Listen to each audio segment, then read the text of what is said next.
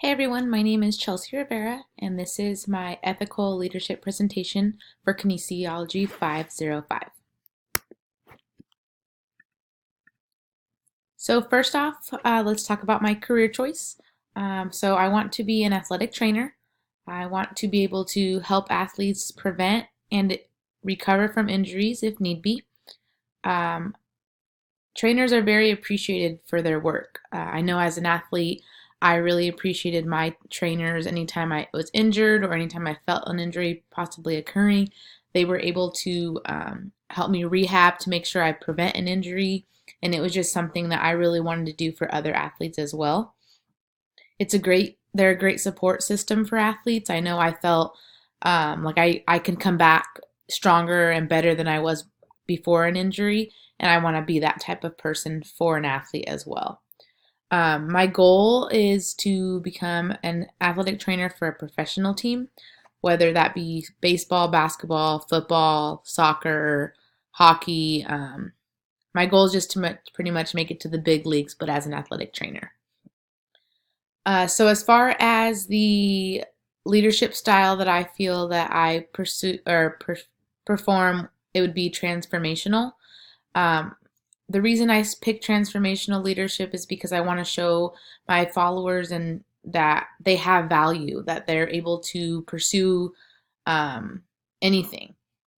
Also, their future. I want to be able to show that their future can hold anything they ever want. I want them to know that, they can reach their full potential and encourage them and engage with them and give them goals so that they can hit those goals and be as well of a leader as, I strive to be.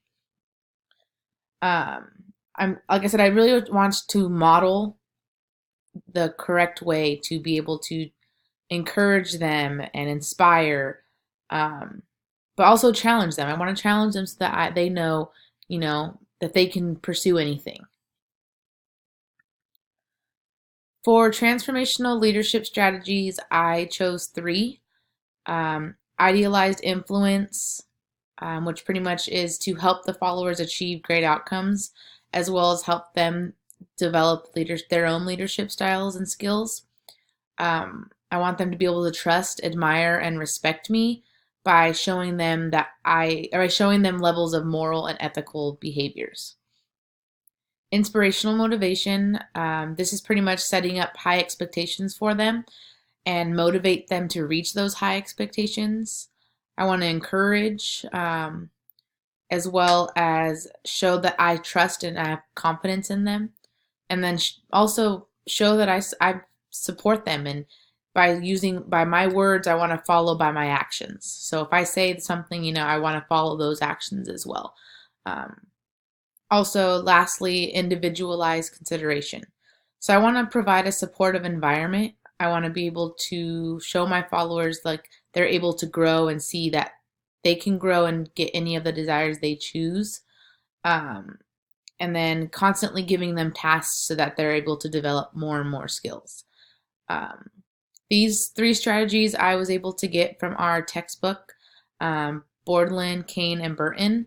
But I also did a little bit of outside research with some peer reviews that Haiti, Chahabi, and Naheem were able to help me kind of get a little better background as far as what these strategies will help me do. So scenarios slash examples for ethical issues. So many ethical issues can occur in any job, but specifically here we're going to talk about athletic training. The first one I'm going to go over is confidentiality. So as a trainer, you need to get consent from that athlete themselves if you're going to give you their information about an injury or anything to anybody else. If you don't have that consent, then it is your job to keep that between you and the athlete. Sometimes when athletes are getting recruited, coaches like to know, you know, about the athlete injuries and things like that. If the question is the significant past or current medical history is asked, that is when you can give information. But other than that, you have to try and stay confidential as far as what you say to other people other than with the athlete's consent. Social media is a big thing. You see professional athletes getting injured and instantly it's on social media. That can't happen. It can't be leaked. It can't be something that is, as the trainer yourself, you can't go help an athlete and then turn around and post on your social media that so and so's out with the ACL injury before it even gets said to, you know, by the athlete themselves or by the program that they're playing for. An example could be that an athlete has an injury, let's say the Warriors. Guy tears his ACL. And as the athletic trainer, you treat him, do what you need to do, and that's it. You don't go post about it. You can't talk to anyone about it. That is confidential, that the athlete can choose whether or not they want to tell the media or anybody else. Standard of care. So standard of care is making sure you're evaluating the athlete in a timely manner, treating them quickly and in a timely manner. Your obligation is to the athlete. So if you, for example, have an athlete who has an injury and there are two different ways to, resolve these injuries.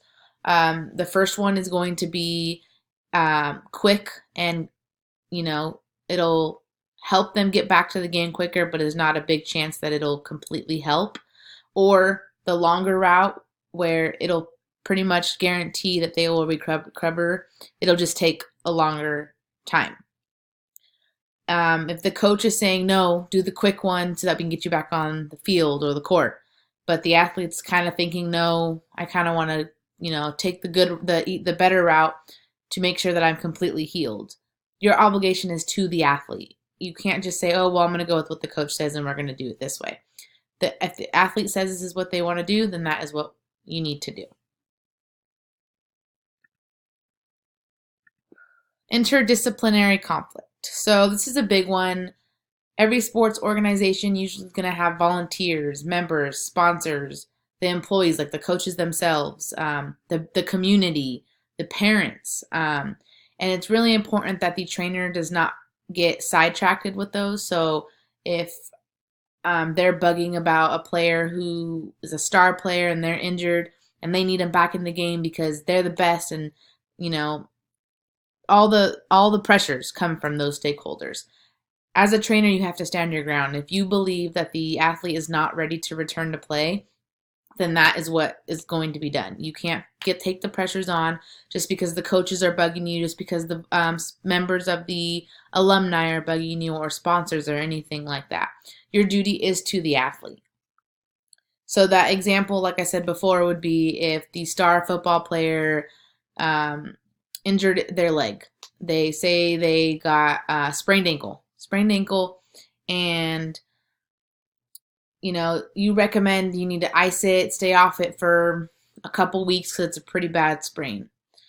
Well, you have the coach here saying, no, we need him for next week's game. Like, this is the best game. Scouts are going to be there. It's your duty to the athlete to make sure that if they're not ready to go, that they don't get put into that game. Because the last thing you want is to stick them into the game because you got all these pressures from all these stakeholders, and the athlete ends up completely breaking their ankle. So it went from just a sprain, a badly sprained ankle, to a broken ankle. So now they're out for the season. So that's a very key important to make sure that you're not getting those pressure. You're going to get pressure, but to make sure you not go against what you feel is right and ethical. So some suggestions as far as confidentiality is just making sure that athletes or athletic trainers are trained. Those are going to be so that you're able to, help them to achieve everything and know what to do in certain situations. Set expectations as well. If you set up expectations, then the athletic trainer knows, hey, I'm not supposed to talk about this. My head trainer set these expectations for me with confidentiality, and I'm going to keep my word to it. Standard of care. So do as you say.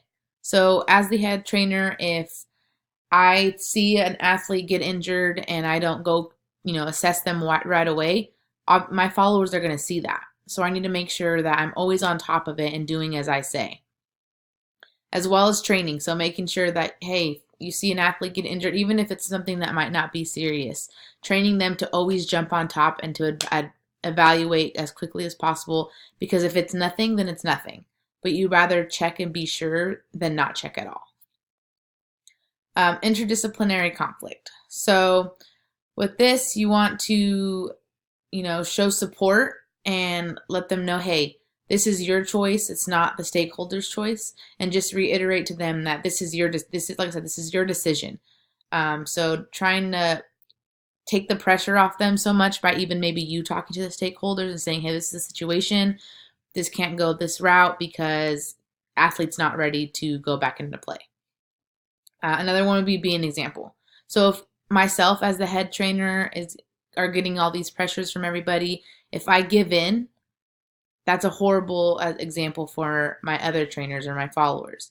I want to show, like, I'm going to put my foot down just as I tell you to put your foot down. Athlete comes first. That's all that's important. I think with athletic training and making ethical and leadership decisions that you can really look to God for any of that.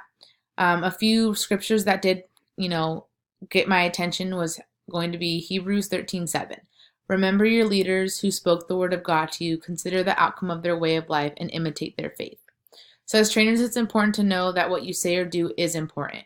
Followers are going to trust what you tell them. So it's best to make sure you think hard about your actions as a leader before doing anything, and making sure that you're always performing at your best ability. Psalms 28:7. The Lord is my strength and my shield. In him my heart trusts, and I am helped. My heart exults, and with my song I give thanks to him. So if we put our faith in God, he will find a way to return that trust. He will guide us and protect us and make sure that we're doing our job the right way and that we're making those ethical decisions. If we feel like we're struggling, then, turn to God and he's going to point us in that right direction. The last one, Luke 6:31, do to others as you have done do to you. As an athlete, the hardest thing is getting injured. They have to trust their trainers to get them back to playing time. So as a trainer, you have to think that if it was you, how would you want to be treated? So we want to always give 100% to our clients, never be rude or be selfish or ignore possible symptoms. They're the priority, and we have to make sure that they know that. These are my references. I was able to use our textbook. The National Athletic Trainers Association website really helped me as far as learning about the ethical dilemmas that potentially could arise, as well as the sports health article, Spring Plus, and the Journal of Athletic Training. A lot of these references are incorporated into my presentation, and I hope you enjoyed it. Thank you.